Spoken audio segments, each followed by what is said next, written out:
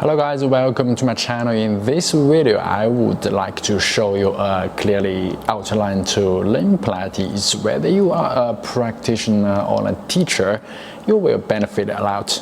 Before we start, I would like to share a concept, which is what physically supports our body. The answer is bone. When we move, focusing on the locomotion of bones would be a perfect way to aware and control our body.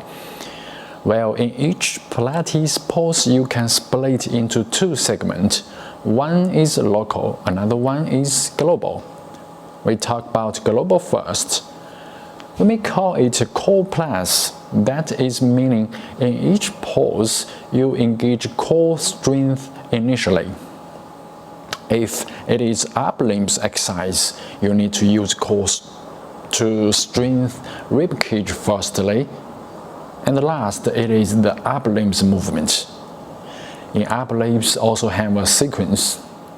That is shoulder girdle first, elbow second, wrist third, fingers last. If it is lower limbs exercise, after core being activated, you need to set your pelvic. And last, it is the lower limbs exercise. And the upper limbs, lower limbs has a sequence as well. That is hip first, knee second, ankle third, feet last. If it is trunk exercise, after core being activated, you need to focus on your spine. But before this, remember pelvic first, because the anchor of spine, sacrum, has a very close connection to your pelvic. Okay, above all are the three types of movements you could find in all Pilates poses. The main principle you need to follow is core area. It's the place to produce energy or power. It is transferred to the target local body. Depends on what kind of movement task your body needs. The critical point you need to understand is how the power to be transferred in the body. They are roughly by three ways. First is by muscle and tendon. Second is by fascia system. Third is by joint and bone. Remember, in these three ways, do not be confused with who is dominated. The unique boss should be your brain. You use your brain to focus on how to perform the movement task in a natural way.